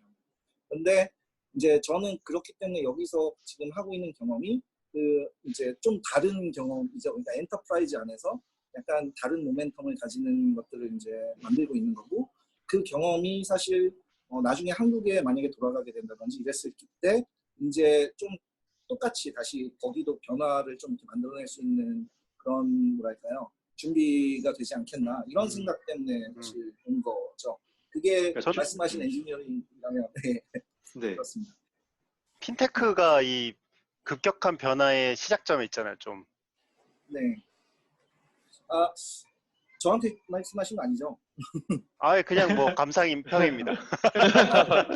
약간 사실 제가 그 은행 가셨을 때 좀 그런 느낌도 있으셨을 것 같고, 지금 뱅크샐러드도 사실 있고 하니까. 네. 그거보다 저는 여기 와서 보는 건 뭐냐면, 예를 들어서 애플 카드나 아니면은 구글페이 같은 게 특정 은행이랑 연동하기 하는 사업을 만약에 이제 특정 국가에 진출을 한다고 하면 그 기본적으로 당연히 API 연동이나 이런 것들이 돼야 되잖아요. 근데 거기서 또 중요한 게 뭐냐면 이 사람들이 가격을 당연히 보겠죠. 서비스를 하는데. 그래서 이 은행도 사실 뭐 그런 측면에서 스타트업이랑 다르지 않습니다. 이를테면 애플페이랑 우리가 제휴하기 위해서 이를테면 DBS가 스탠다드 차터드보다 어떻게 더 비용 효율적으로 어떤 서비스를 제공할 수 있는지, 그러면 원가가 낮아야 되고, 그러면 이제 엔지니어링 관련된 다른 여러 가지 질문들이 이제 비즈니스 쪽에서 발생하겠죠. 그러니까 이런 상당히 구찌가 커 보이는 것들도 사실은 그 기본 베이스는 스타트업이나 엔터프라이즈나 사실 크게 다르지 않고, 그리고 그게 이제 사실 핀테크 같은 경우에는 이런 은행이 만들어내는 어떤 그런 오픈 API라든지 이런 것들을 통해서 서로 약간 뭐랄까요, 상생할 수도 있는, 그러면서도 은행은 자기 걸 만들죠. 그죠? 그래서 이런 굉장히 복잡 다단한 서비스들이 현재 이제 있어요. 그래서 단순히 어떤 핀테크 부분만은 아니고 실제로 더 거대한 이제 이런 사업들도 가장 기본은 그냥 API의 사업화다. 그리고 그걸 얼마나 저렴하게 제공할 수 있는가, 이게 경쟁력이고, 그러기 위해서 이제 소프트웨어 엔지니어링 파워가 상당히 중요한 부분이지 않나 생각이 듭니다. 네. 현우님 뭐 얘기하려고 그러지 않으셨어요? 아니요. 파이어 얘기를 더 하려고 하다가 시간을 파이어. 보니까 다음 네. 주제로 밀어놔도 괜찮을 것 같아서. 예, 파이어를 약간 다음 예고편처럼 조금 다루고 또 하면 되지 않을까요? 그 지금 얘기해요. 예고편으로. 지금 얘기하면은 예고편이 되는 건가요? 그렇죠. 네. 예, 5분 시간이 남았으니까. 아까워서 못했다. 약간 이렇게 끝나면 되니까. 파이어 얘기를 시간이 꼭 하고 부족해서. 싶었는데요. 네. 해주시죠. 저도 듣고 네, 싶은데. 이제 저는 이제 원해서 은퇴를 한 상황은 아니고 어쩌다 보니까 그냥 백수가 돼서 은퇴를 하고 있는데요. 네. 어쨌든 영원한 파이어가, 은퇴예요? 네. 뭐 영원한 은퇴가 있을까요? 지금 100세 시대라는데 뭐 저야 네. 100세까지는 뭐 마음 없지만 어쨌든 이건 딴 얘기고요. 파이어가 이제 그러니까 자기가 이제 생활에 있어서 필요한 만큼은 빨리 벌어서 빨리 은퇴를 하자. 뭐 그런 사람들을 뭐 파이어족이라고 부른다던가 해서 3, 40대 내에 은퇴하는 거를 꿈꾸는 사람들이 있더라고요. 그래서 그런 분들이 저는 그런 이름이 있는 줄도 몰랐는데 제 주변에도 보니까 그런 거에 대해서 생각이 있으신 분들이 있고 또 굳이 뭐 리타이어까지는 아니더라도 빨리 어떤 내 금전적으로 어떤 생활이 있어서의 어떤 그런 것들은 독립해서 내가 하고 싶은 것들을 하고자 하는 그런 것들을 원하는 분들이 많아서 그런 거에 대해서도 이제 얘기를 해보면 좋을 것 같다고 생각을 했고 그렇기 때문에 이제 아까 임팩트 측면에서 좋은 회사에 좋은 시기에 들어가서 잘 성장하고 돈 많이 버세요 같은 걸 얘기하고 싶었던 거고요. 그래서 이제 승민님 같은 경우에는 아까 파이어에서 FI에 관심이 있다고 하셔가지고 그거를 위해서 이제 어떤 노력을 하고 계신지가 좀 궁금합니다. 그러니까 저는 파이어란 말은 아까 이제 댓글을 달았지만 처음 봤고, 근데 얘기를 할 때 생계 졸업이라고 많이 얘기했던 것 같아요. 다들 생계를 졸업하고 싶다. 생계 졸업. 그런 얘기를, 예, 그 한국어로 한 거죠. 그런 얘기를 많이 했었어서 개념은 인지하고 있는데, 그 사람마다 뭐 돈을 어떻게 모으지에 대한 전략은 다르겠지만 저는 좀 하이 리스크 하이 리턴을 추구하거든요. 그러니까 지금 네, 그러니까 근데 이게 하이 리스크 하이 리턴이 투자의 관점은 아니고요. 어찌 보면 투자인데 제 인생을 투자하는 거죠. 그러니까 제가 커리어를 쭉 보면은 창업해서 한번 망하고 그 다음에 리멤버 초기에 들어가서 엑시트하고 지금 그 다음 커리어가 대기업 갈 법도 한데 또 뱅셀에 왔어요. 그러니까 계속 스타트업과 창업과 이제 하이 리턴이 보장되는, 보장은 아니죠. 있을 수 있는 낮은 확률, 네, 낮은 확률로 리스크라는 것 있을 수 자체가 있는. 보장이 아니죠. 네. 네, 그렇죠. 제가 잘못 말했네요. 그래서 그런 쪽을 계속 추구하고 있고 한번 그 작은 금액이나마 리멤버에서 경험도 했고 그런 엑시트를. 그래서 그걸로 제가 나이가 뭐 아주 어린 편도 아니고 아주 많은 편도 아니지만 여기에 비하면 제가 어린 편일 텐데 어린 나이에 그래도 잘 살고 있거든요. 리멤버의 그 도움으로 인해서. 그래서 그런 걸 계속 추구하는 것 같아요. 화이어를 하기 위해서. 네, 제가 뭐 금수저가 아닌 이상 일을 열심히 해야 되고 그렇다면은 좀 내 인생적으로 투자했을 때 하이 리턴이 될 수 있는 방법을 좀 찾아서 계속 커리어를 만들어 나가는 것 같습니다. 제가 그 회사 생활 초창기에 그 NHN에 들어갔을 때 그 굉장히 쇼킹했던 그 팀장님의 말씀이 있었는데 그 팀장님이 월급으로 돈을 벌 생각하지 마라라는 얘기를 하셨거든요. 월급은 그냥 용돈이지 주식으로 돈을 벌어야지 약간 이 얘기를 하셔가지고 제가 되게 어린 나이에 그렇게 생각할 수도 있구나. 주식 투자는 뭐 잘 안 하고. 주식 투자 말고요. 그 네. 회사의 주식. 회사의 주식. 네, 회사의 아니, 주식을 지금 리멤버처럼 이렇게 회사가 엑시트하거나 잘 맞아요. 됐을 때 그걸로 맞아요. 이제 약간 그 보상받는. 제가 약간 그런 마인드인 것 같아요. 그 팀장님하고 비슷한 마인드인 것 같습니다. 그 프로토파이의 초창기에 들어가셨던 것도 어쩌면 비슷한 발상에서였을까요, 웅재님 같은 경우에? 조금 달랐던 것 같아요. 일단 저는 파이어란 말을 얼마 전에 이제 현우님 말씀하셔서 들었는데 파이어가 불가능할 거라고 생각해요. 그래서 저는 열심히 더 일을 해야 되고 뭐 원래 없이 시작을 해가지고 와이프한테 좋은 거 맛있는 거 사주려면 더 열심히 일해야 되는데 집값이 만만치 않잖아요. 내 집 마련해야 되는데 이게 뭐 엑시트 한 번 해가지고 안 되겠던데요. 내 집 마련. 그래서 저는 모르겠어요. 좀 사실 저도 처음에 이제 스타트업 했다 좀 말아먹은 게 있었는데 그때 빚을 좀 지고 시작을 해가지고 지금 어쨌든 지금 좀 생활이 안정적이고 앞으로 뭔가 좀 안정적인 걸 추구하는데 제가 원래 본성이 안정적이지 않은 인간이에요. 그러니까 원래 즐겁지 않으면은 아무리 좋은 회사에도 못 있어요. 그래서 제가 프로토파이를 선택했던 거는 그냥 그 팀과 그 회사 사람들의 분위기가 좋아서 그냥 즐기면서 오래 다니기 좋겠다. 그래서 저는 엑시트 하지 말라고 얘기하기도 해요. 그냥 엑시트 안 하고 우리 이대로 그냥 행복하게 살자. 뭐 이런 얘기도 하는데 모르겠어요. 엑시트 하면 좋겠지만 어쨌든 금전적으로 파이어하기 좀 어려운 세상이 아닌가 그런 생각이 좀 듭니다. 제가 수준을 뭐 어떻게 잡아야 될지 모르겠지만 네, 일단 내 집 마련은 해야 파이어 하지 않나요, 요즘에? 네. 갑자기 이 얘기가 되게 무거워지네요. 네. 네, 현실을 이제 자각하는 거죠. 아, 역시 현실은 쉽지 않아. 네. 그래서 저도 그, 파이어를 찾아보니까 그 젊을 때 굉장히 아껴 쓰고 그리고 고액 연봉을 차곡차곡 쌓아서 극도로 저축하는 약간 이런 생활 패턴이더라고요. 그렇군요. 저는 그 조금 약간 다른 측면이긴 한데 보통 스타트업을 선택하시는 이유들이 있잖아요. 뭐 다양한 이유들이 있을 텐데 아까 말씀하신 것처럼 하이 리스크 하이 리턴이 될 수도 있고 뭐 다른 뭐 어떤 엔지니어링적인 재미를 위해서 그럴 수도 있을 것 같은데 저는 가끔 이렇게 뭐 제가 잘한다는 얘기는 아니지만 그 연봉 협상 기술을 좀 많이 늘리시면 어떨까 입자분들께서 가끔 보면 너무 안타까울 때가 많아요. 그러니까 옆에서 이렇게 보면 나중에 이제 뭐 그 친하게 돼서 뭐 술 한 잔 마시면서 얘기를 듣다 보면 훨씬 더 많이 그 주는 회사들이나 아니면은 뭐 그러니까 그런 협상 조건들이 분명히 있는데 약간 너무 쉽게 오케이를 해버리시는 경우가 좀 많은 것 같더라고요. 그래서 물론 스타트업 대표분들께는 안타까운 얘기지만 실제로 이제 스타트업에서 이제 일을 하려고 한다고 하면 거의 대부분은 이제 어떤 뭐 연봉도 연봉이지만 그런 어떤 스탁이라든지 이런 부분에 대해서 좀 약간 협상의 기술을 좀 가져보시는 게 중요하지 않나. 엔지니어링 기술만큼이나. 왜냐하면 말씀하셨듯이 파이어를 생각한다면 나중에 그게 주식 뭐 100개, 1000개가 꽤 크게 차이가 날 수 있잖아요. 그래서 그런 부분에 대해서 좀 너무 쉽게 오케이 안 하시고 그 다음에 이걸 내줬으면 뭐 저걸 좀 더 받는다든지 이런 것들을 좀 잘, 그러니까 협상의 기술을 좀 가지시면 어떨까, 뭐 이런 생각이 들 때가 많더라고요.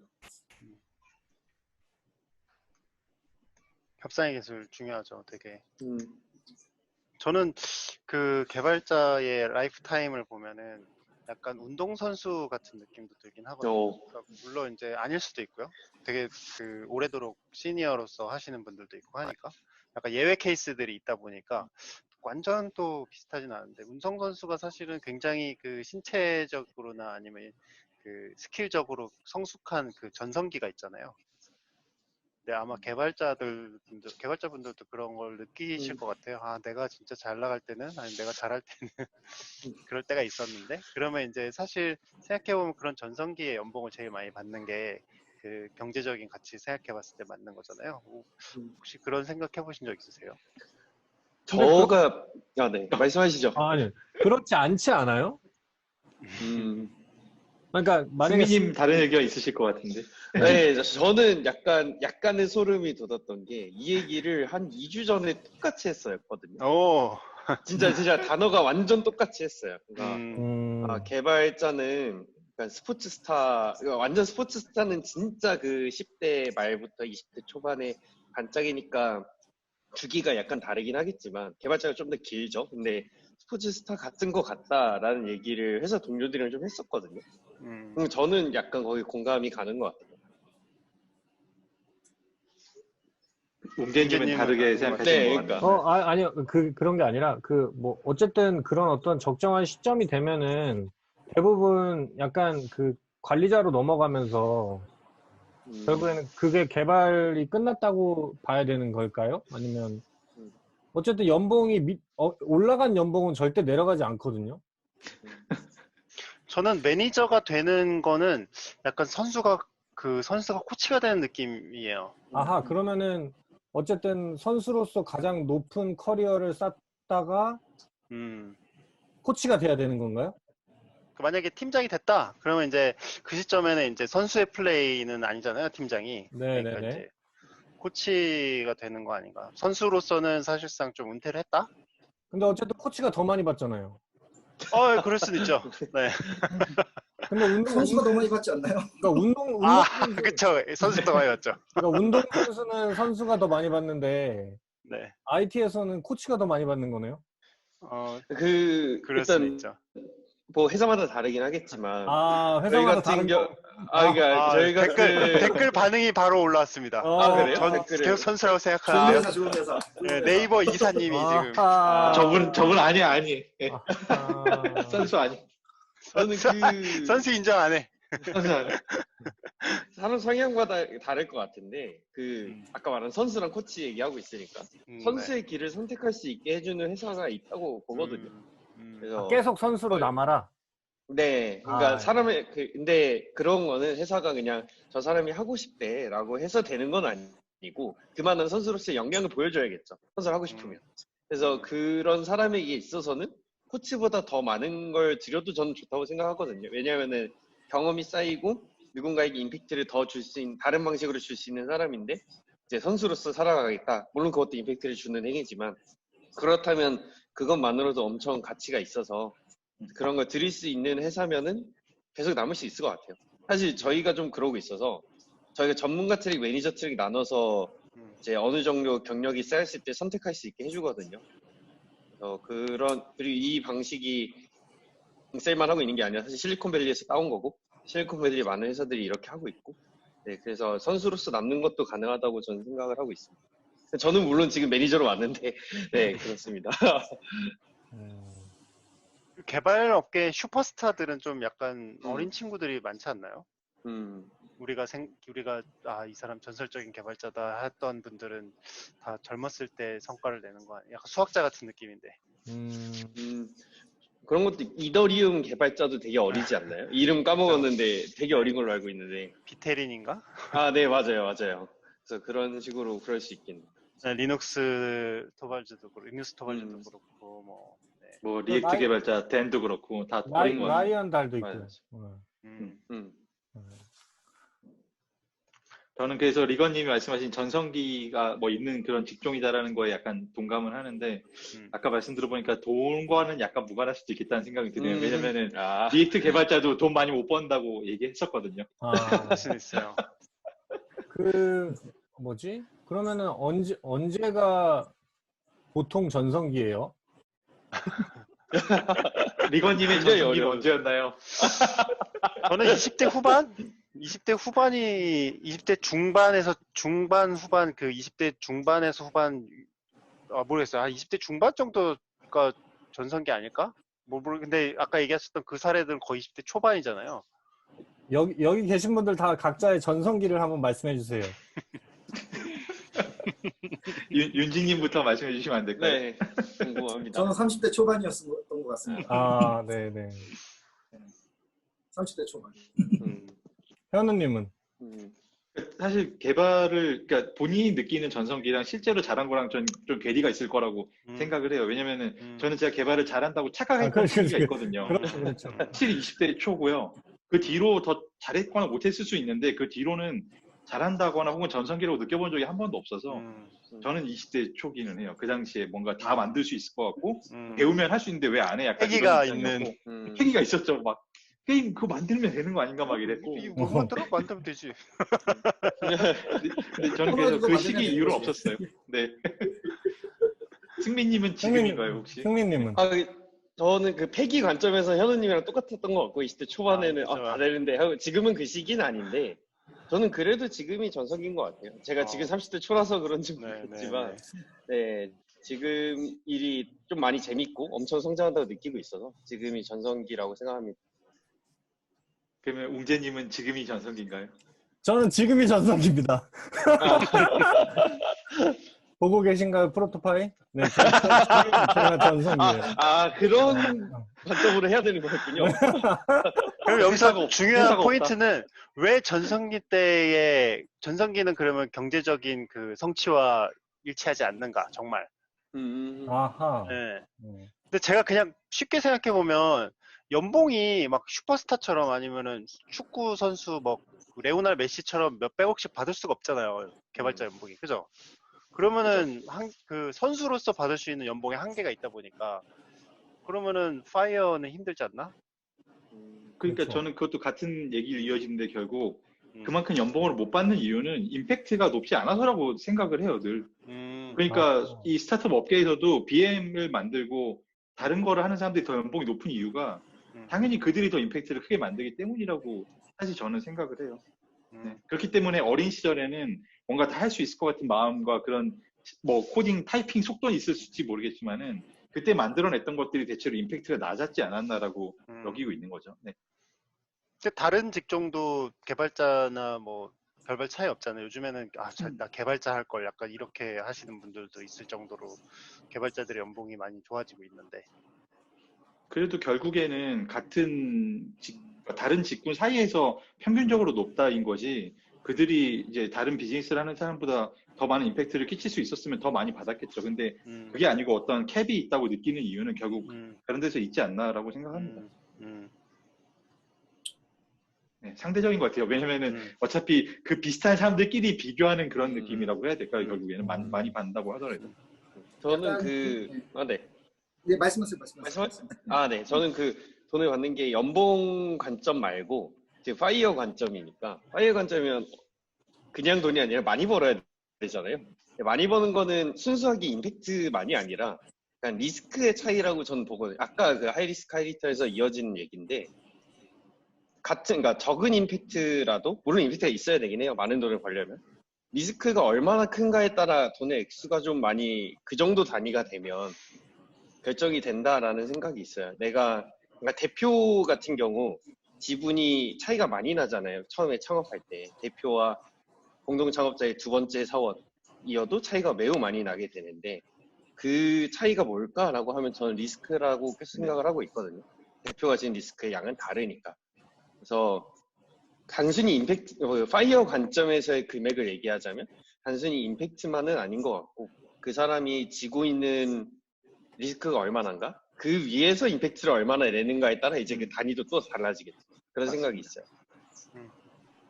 그리고 약간 이런 것도 저는 생각이 드는데, 제가 예전에 그 연봉에 대해서 고민을 많이 할 때가 있었어요. 한 30대 초반인가? 그 20대 말인가? 그때 연봉 고민을 많이 했는데, 제 고민은 내가 그 회사에서 아무리 좋은 성과를 받아도 받을 수 있는 그 뭐라 그러지? 연봉이 한계가 있어 보이더라고요. 그러니까 시간당으로. 왜냐면은 나는 월급으로 내가 일한 시간만큼 돈을 받는 사람인데, 내가 아무리 한 시간을 쥐어짜가지고 내 성과를 다 한다고 해도 내 물리적인 그 기여도는 한계가 있을 거잖아요. 내가 아무리 많이 열심히 해도 연봉이 올라갈 것 같지가 않은 거예요. 그래서 이거를 깨려면 어떻게 해야 되지? 고민을 하다가, 그러면은 내 시간을 팔아서 돈을 버는 게 아니라 내가 만든 걸로 돈을 벌어야지 이게 깨지자는 구조가. 개발자들은 뭔가를 만들 수 있는 사람이니까, 사실 근데 고용관계라는 게 이제 시간당으로 받는다는 거죠, 돈을. 월급으로. 그러면은 그걸 깨려면 뭔가 만들어서 돈 버는 구조를 만들어야 되는 거 아닌가? 앱을 만들어서 판다던가. 네, 저도 딱 그 생각을 했거든요. 그러니까 저는 네. 계속 집을 사고 싶어요. 네, 집을 계속 사고 싶은데 아무리 그 월급을 모아서 집을 못 사요. 현재 제가 사고 싶은 집은 못 사요. 그래서 이거는 그냥 월급 받아서 해결되는 일이 아니구나. 일단 그 월급으로는 포기를 한 거죠. 포기하고 이제 뭐 먹방을 찍거나 뭐 이런 약간 다른 걸 해야지 살 수 있는 거지. 그것도 어려워요. 네, 뭐 어렵죠. 쉽지 않죠. 어쨌든 아무리 개발자가 뭐 연봉이 올라가고 뭐 아무리 노력해서 올라가는 뭐 제가 아무리 많이 받아도 네. 10억은 못 받잖아요. 예, 정해져 있잖아요. 10억은 돼야 집을 사지. 네. 뭐 지나가는 말이지만 펄어비스는 있죠. 네. 아, 개발자 그래요? 연봉. 네. 누구지? 뒤져봐야겠다. 그래서 뭔가 구조를 깨야 되지 않나? 저는 그것도 말씀드리고 싶은 게, 그러니까 협상도 중요하고, 또 하나는 이제 뭐 사실 코로나로 인해서 좀 안타까운 상황이 되긴 했지만, 이게 리모트가 이제 굉장히 일반화된 시대잖아요. 그렇기 때문에 한국 회사에만 눈을 두실 필요는 없지 않나라는 말씀을 꼭 드리고 싶어요. 그래서 이를테면 뭐 미국에 있는 스타트업도 좋고 뭐 전 세계 어디라도, 그러려면 당연히 이제 적어도 이제 말은 통해야지 이제 되겠죠. 근데 사실 그 말에 대해서 굉장히 공포감이 많으신 경우들이 많은데, 또 똑같은 것 같습니다. 저축이랑 똑같은 것 같아요. 그러니까 조금씩 하다 보면 언젠가는 들리고 뭐 이렇게 되는 부분이라서, 이제 그렇게 되게 되면 사실 말씀하셨듯이 연봉 10억을 받는 매니저가 되실 수도 있겠죠. 해외 회사라면. 또는 백식 한 번에 굉장히 뭐랄까요, 한국과는 또 다른 차원의 보상을 받으실 수도 있는 부분이고요. 그리고 그런 측면에서 사실 개발자라는 직군이 상당히 저는 유리한 직군이라고 생각이 듭니다. 그래서 제 생각에는 그냥 개인적인 소견입니다만 아마 이 코로나 사태가 다 정리되고 나면 아마 이런 리모트 근무 환경이 훨씬 더 많이 활성화가 되어 있을 것이고 그 상태에서 언어를 할 수 있는 그리고 개발자라면 저는 굉장히 좋은 대우를 받을 수 있는 회사들을 많이 찾아보실 수 있지 않나. 그래서 굳이 한국만 보시지 말고 좀 찾아보면 많거든요.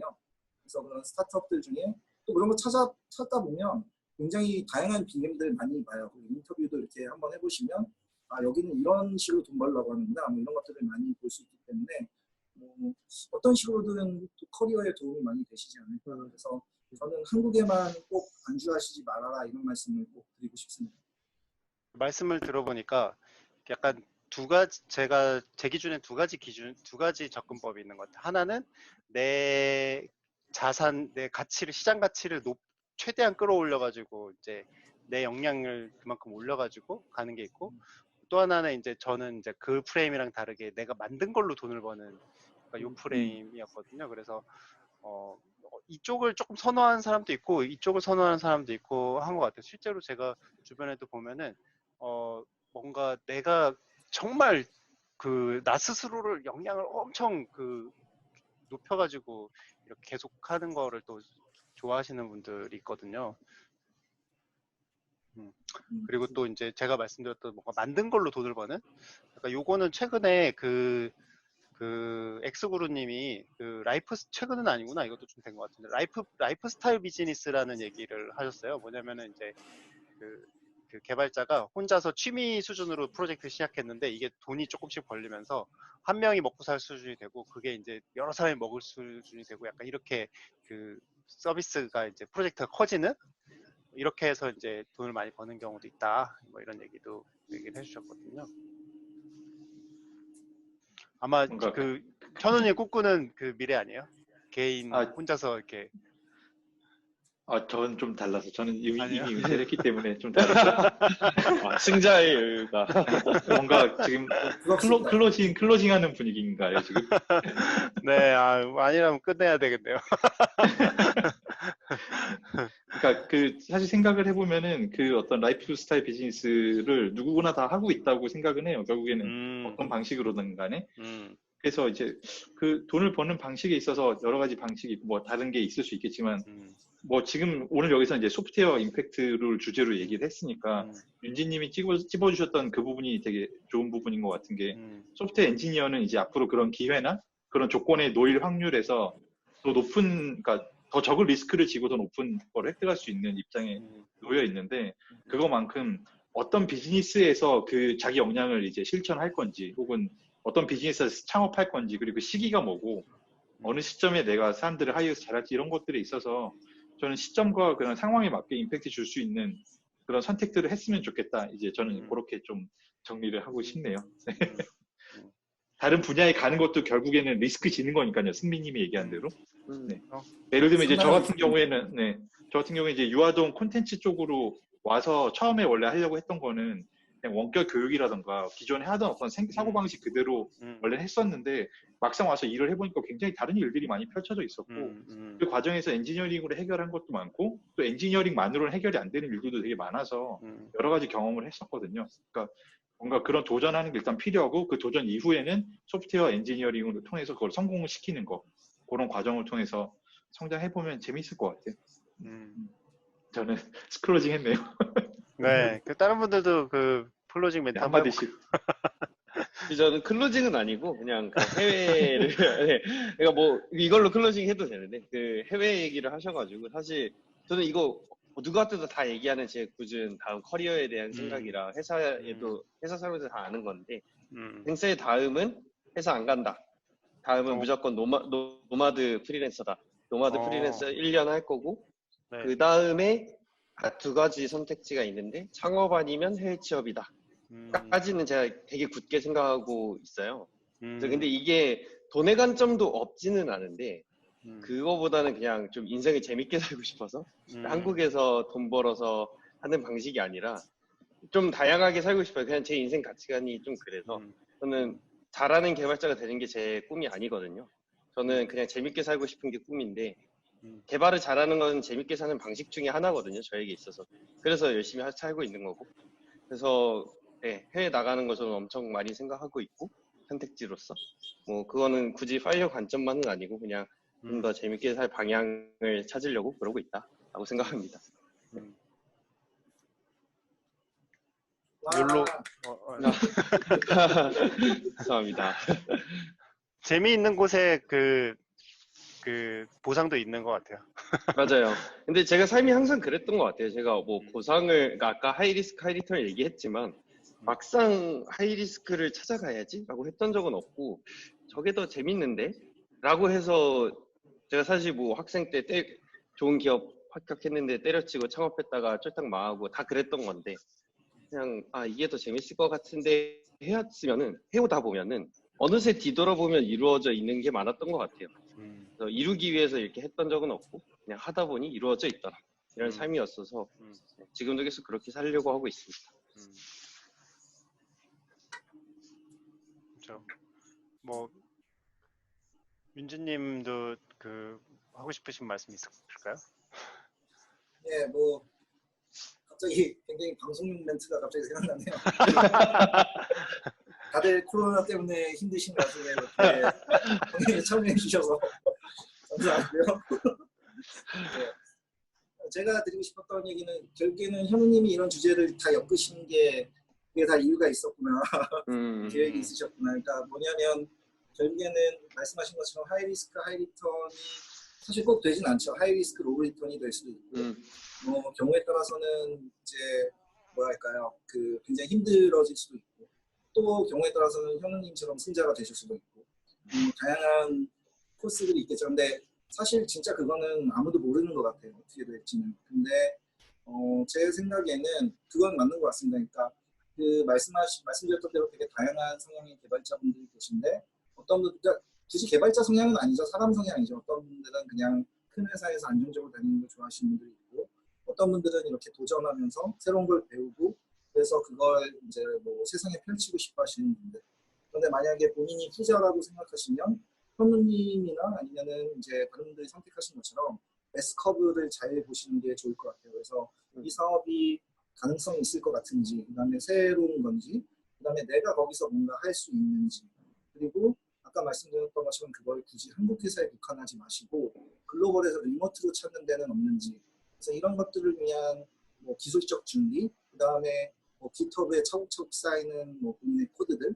그 다음에 뭐 다른 여러 가지 노력들이 있겠죠. 영어를 조금씩 준비하신다든지 말하고 있기. 그래서 그런 것들이 쌓이게 되면 그게 20대 초반에는 현우님 말씀처럼 엔지니어링 능력만 이 정도 있을 수 있지만 실제로 그게 다 조합이 되는 때는 30대, 40대 이때지 않을까 싶어요. 그래서 어떤 사업적인 안목이라든지 뭐 이런 것들을 근데 더 빨리 가지시는 분들이 있죠. 그게 S커브를 잘 선택하시는 분들이 아니겠나. 그런 게 몇 번의 이제 어떤 경험을 거치면 그렇죠. 그렇게 빨리 은퇴할 수 있는 좋은 환경을 가지실 수도 있고 또는 뭐 그 뒤에 은퇴 안 하고 그만큼 더 버셔도 되는 거잖아요.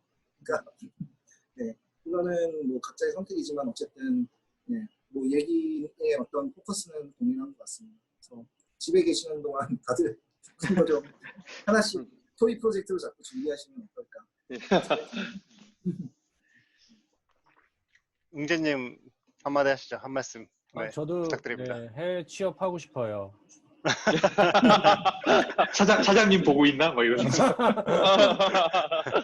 근데 뭐 되게 고민을 많이 했고 사실 글로벌 기업에 가고 싶기도 하고 막 그런 생각 되게 많이 했는데 현재는 좀 마음이 다시 좀 돌아서서 그 글로벌 회사에 가는 게 아니라 회사를 글로벌하게 만들고 싶다는 생각이 더 많아졌어요. 그래서 뭐 지금 뭐 150개 뭐 이렇게 쓰고 있는데 어쨌든 우리 다 소프트웨어 엔지니어고 뭔가 내가 만든 소프트웨어가 되게 뭐 널리 퍼지고 잘 쓰이기를 바라는 거잖아요. 그래서 그냥 지금은 일단 뭐 여러 가지 리스크보다는 되게 이 프로덕트에만 집중하고 그 S자를 빨리 이렇게 더 빨리 올라가고 싶고 네, 그런 상태입니다. 같이 하실 분들은 연락 주세요. 네. 제가 진짜 이 말은 진짜 이게 듣다 보니까 생각나는 게 그 유니콘 스타트업이 예전에는 미국에만 많이 있었는데 이제 전 세계적으로 많이 생기고 있잖아요. 그래서 인재들이 이제 더 이상 샌프란시스코나 미국으로 그 갈 생각이 예전만큼 강하지 않다고 하더라고요. 자기 지역에서 성공하면 되니까 글로벌리. 진짜 우리나라에서도 이미 유니콘 많이 나왔고 글로벌 회사들, 프로토파이 같은 회사들 많이 잘 되면 좋을 것 같아요. 감사합니다. 네. 빅샐러드도 힘내겠습니다. 네. 아, 예, 뱅크샐러드, 네, 화이팅. 원지드도 화이팅. 네, 아, 백수도 수업 듣고 화이팅. 있습니다. 모두 화이팅. 아, 네, 오늘 그 마지막에 갑자기 그 다 같이 격려하는 방송이 됐는데 오늘 방송 재밌게 잘 해주셔서 감사드리고요. 네, 또 그 다음번에 파이어 주제로 다시 한번 찾아뵙겠습니다. 네, 그러면은 오늘 이걸로 마치고요. 네, 늦은 시간 봐주시는 분들 모두 감사합니다. 네, 수고하셨습니다. 수고 많으셨습니다. 좋은 밤 되세요. 좋은 밤 되세요.